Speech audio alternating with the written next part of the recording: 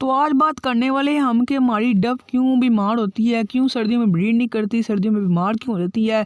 और जब ब्रीड करती है 100 डेड इंशाल्लाह एवरेज कम हो जाती है, एक अंडा देना स्टार्ट कर देती है। इसके अलावा दोस्तों जब अंडे देती है इनफर्टाइल होते हैं या डेड इंशल हो जाते हैं। तो अस्सलाम वालेकुम दोस्तों, तो आज मैं आपको बताने वाला हूँ इन सभी बातों का जवाब इसी वीडियो में। तो वीडियो को पहले से लाइक कर दें, चैनल को सब्सक्राइब कर दें।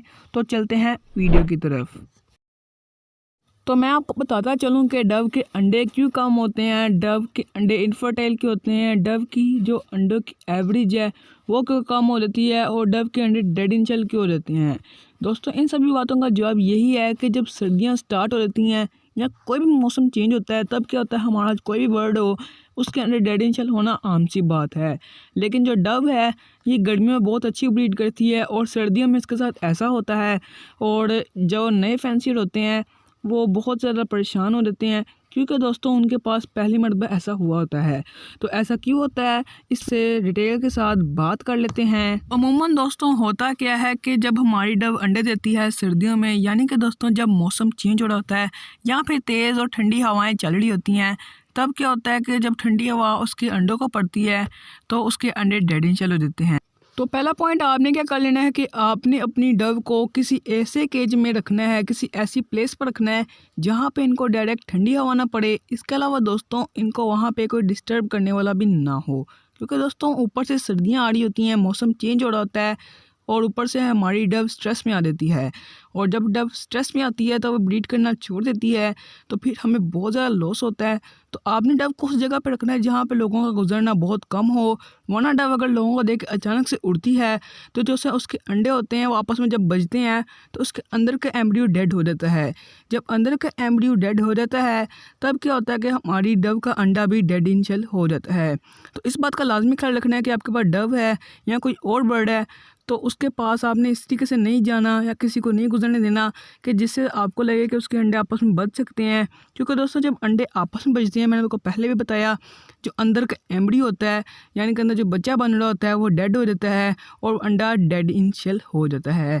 तो पहला पॉइंट ये है कि आपने इसको सर्दी से बचाना है, कवर करके रखना है और उस जगह पर रखना है जहाँ से लोग कम से कम गुजरें। क्योंकि दोस्तों जब मौसम चेंज होता है तो बर्ड वैसे स्ट्रेस में होता है और जब कोई उसे तंग करता है तो वो और स्ट्रेस में आ जाता है। तो पहले पॉइंट में आपने बर्ड को कवर करके रखना है, इस तरीके से रखना है कि कोई इसको देखे ना और डव के अंडे आपस में ना बजें।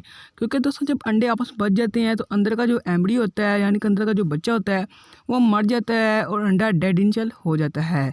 तो ये था हमारा पहला पॉइंट जिस पर कि मैंने डिटेल के साथ बात की है। और दूसरा पॉइंट ये है कि जब सर्दियाँ आ रही होती हैं तब हम क्या करते हैं, अपनी डव को नॉर्मल रूटीन वाला खाली चीना या देसी कंगनी दाना दे रहे होते हैं, जिससे क्या होता है कि हमारी डव को सर्दी बहुत जल्दी लग जाती है और डव अंडे देना कम कर देती है या अंडे देती ही नहीं। तो दोस्तों इससे भी अंडे इनफर्टाइल होते हैं। तो आपने क्या कर लेना है, दाने के अंदर कम से कम लाल कंगनी लाजमी ऐड करनी है। क्योंकि दोस्तों जो लाल कंगनी होती है इसकी तासीर थोड़ी सी गर्म होती है और हमारी डव इसे जब खाती है तो उसकी अंडों की एवरेज भी नहीं कम होती, अंडे भी वो 2 ही देती है। इसके अलावा दोस्तों अंडे भी फर्टाइल होते हैं।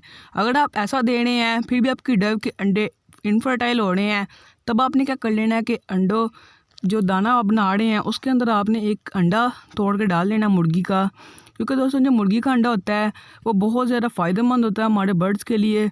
उस पर भी इन फ्यूचर बहुत अच्छी वीडियो मैं बना कर डालूँगा, तो वो भी मेरा आप लाजमी देखिएगा। उसमें आपको डिटेल से बताऊँगा कि जौन सी हमारी बर्ड्स होते हैं, कोई भी बर्ड हो, उन्हें हम ब्रीडिंग पर लाने के लिए यानी कि उनके अंडों की एवरेज ठीक करने के लिए कौन सा दाना दे सकते हैं।